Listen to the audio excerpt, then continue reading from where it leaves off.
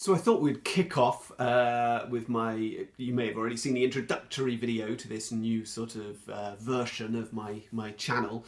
I'm Adam in Wales. I thought we'd kick off with a description of the sort of things I've been playing recently. I play a lot of games. You can see above my head probably the side of a Crokinole board. So Crokinole is a staple. I always play Crokinole. It's the perfect game when I'm waiting for somebody else to turn up, because you can have a game of Crokinole that takes 2 minutes, or you can have a game that takes, you can just sit and play it again and again and again for an hour. You know, it's ultra addictive. It's a flicking game, a traditional sort of flicking game. I'll show you. So this is not intended as a instructional for Crokinole, or even certainly not as any sort of masterclass, because I'm pretty rubbish at it. But essentially what we have here is a bunch of discs. These have all already been flicked onto the board by my opponent, and the black discs are mine. And essentially what I'll be doing in the game is placing a disc on here and then trying to flick it to hit one of my opponent's discs and knock it off the board. If I don't have any of my opponent's discs on the board, then I'm flicking and aiming for the middle and trying to land, ideally in this little hole here, but anywhere within this middle circle is fine. So it's a simple case of flick. That one wouldn't count because it didn't hit my opponent's disc, and I would lose both pieces because I hit one of my own. Let's imagine that hadn't happened, and let's try again. Okay, so I'm going to aim for one of the white discs. That's it. Okay, I've knocked it out. It's basically as simple as that. My opponent takes a turn, they come back at me here, okay, and then I take another shot. That was completely illegitimate, that shot, by the way. They don't knock their own pieces on from here. The pieces are coming on from the edge of the board. But I'm now aiming over here. I've got a nice easy shot, so let's get this one out of there. I've lost my own piece as well. I never said I was good at this. And here's what else I've been playing. So, Tem-Purra, picked this up recently. It's one of the yellow mini-games series, which goes along with things like Welcome to the Dungeon, Aramini Circus. I think they've got For Sale is in that line in some countries, and there's an expansion to Welcome to the Dungeon. They do a bunch of these, and I think more and more of them are going to come out. There's one called Candy Chaser coming on out later this year.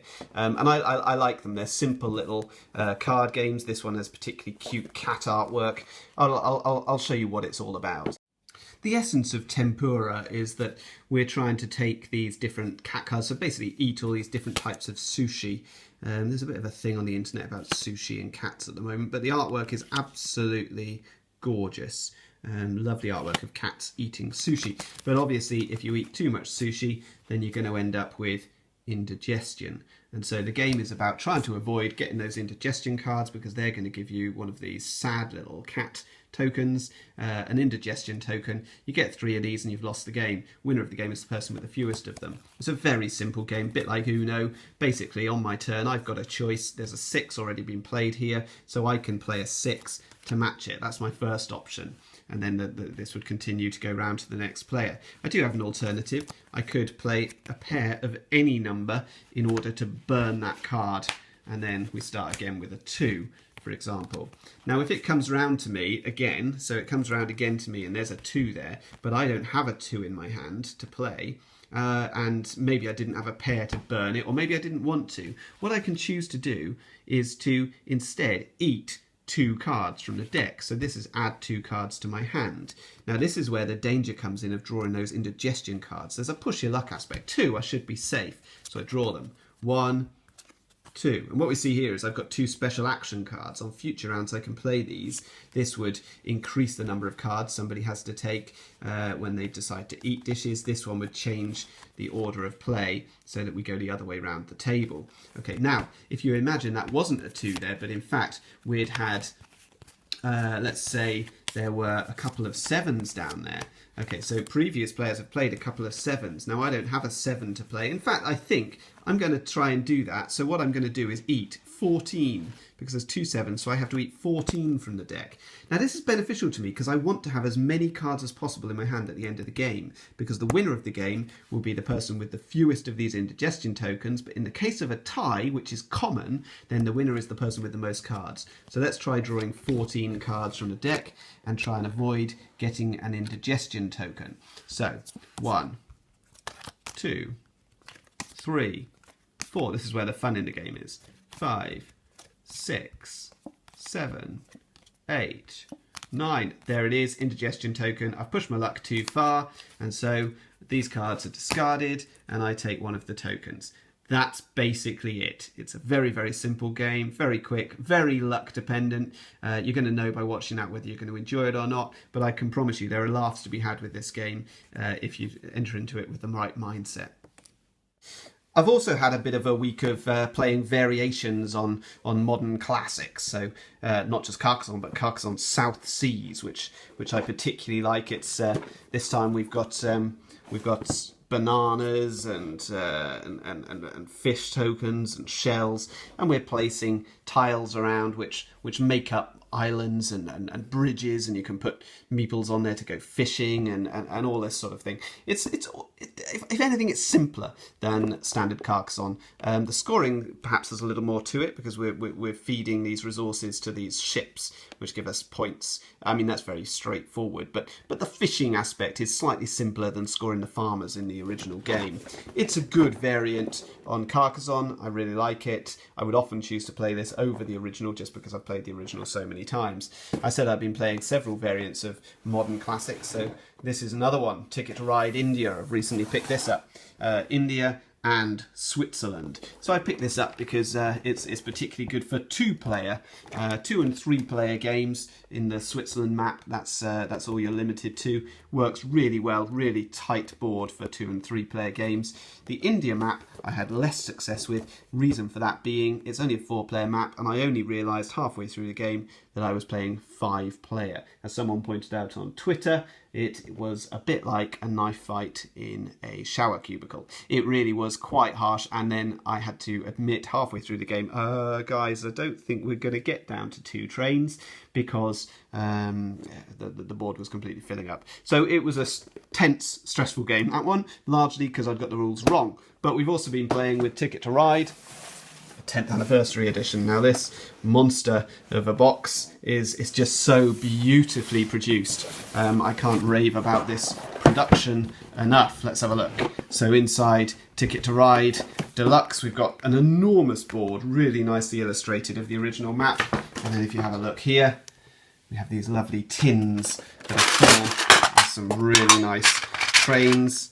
They're different for every player. So here we have the Circus Railway for red. We've got a little giraffe poking out of the top. And over here, the black ones, we've got these little coal trains, and so on. The yellow trains are actually brown with barrels. You know, it's a fantastic production. The cards are really nice, really nice artwork. It's all been redone for this version. It's an expensive thing, but it's a real sort of heirloom game over here. Right, so what else have I been playing? Well, I've been raving a bit on Twitter about this one, Letter Tycoon. Absolutely love this one. It's I love the graphic design on it, the look of it. It's so sort of neat and stark and stylized. It's essentially a word game, so like a Scrabble type game, but we've got these sort of patents. So you earn money by building up words, very simple, and then you can spend that money to take out a patent in a certain letter. So for example, if I had this, it means I would get money every time anyone used an A in their word. It's as simple as that. It's not a long game, but it's really very entertaining and probably the best word game I've played. This game here, Bruges, bit of an old school Euro. Took a bit of persuading to get people to play this because it looks so boring, but it's not boring at all. And in fact, for a Euro game, it has quite a lot of luck and chance in it, but not overpoweringly so.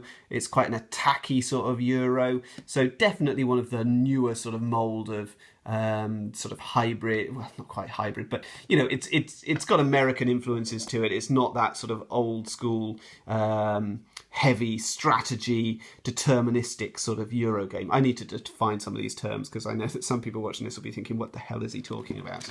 And then we have this game, which I've been playing quite a lot. I think this is going to get wider exposure fairly soon. This is Potion Explosion. I'm going to need to show you this one because it's something to behold. So the crux of Potion Explosion is that we're going to be taking marbles from this display and adding them to our potions to try and complete these sets which allow me to score the potion. So here I would need 2 red marbles, and then 4 blue ones. Here, 4 red ones and 2 yellow ones. Now, when I take a marble, if 2 more marbles hit each other and they're the same colour, then they explode and I get those ones too. So although I'm only allowed to take 1 on my turn, if others bump into each other, then I can get more. It's like those games that you get on the iPad or the iPhone, like Candy Crush type stuff. So for example, if we have a look at this one, I could take this yellow marble, so you see here the yellow one, and the 2 black ones have hit each other, so I get to take them as well. Okay, so let's do that. So the 2 black ones. Now, these 2 red ones have hit each other, so I get them as well. So that's quite a good haul for a single turn. I've got 2 reds and 1 yellow. There we are. And I've got these 2 blacks. Now I can't fit these onto my potions, so I can put them in my storage flask. Let me give you an example of another turn. Well, up here, you see, it would be nice if I could take one of these reds and then these things would hit together. But because there's 2 of them, that's not going to happen. There's going to be a red in the way. But I can take -2 points, which allows me to take an extra one first. So I'll take this red, and then that sets me up because now I can take the second red as my normal turn.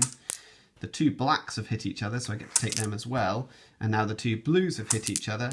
And now the 2 yellows have hit each other. And so I've got a really good handful here. I can start filling up my flasks over here. Is it going to be enough to complete one of them? It looks like it is. So if I can complete over here, I've now completely filled this flask, which means that I take all of these off.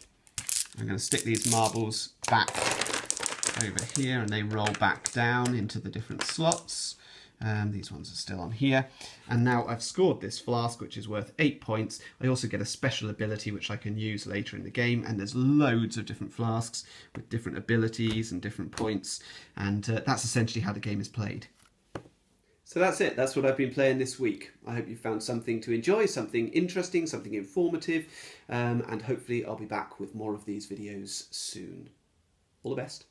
Okay, to finish off, we're going to see how many shots it takes me to get one of these little discs into this slot here. So here we go.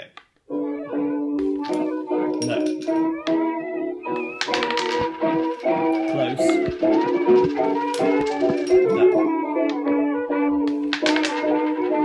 Close. Definitely not. I think we could be here a while.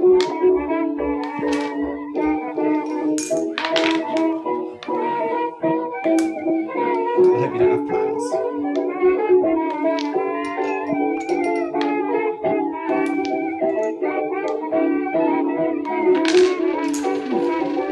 Right, this one. No. This one. No. There it is.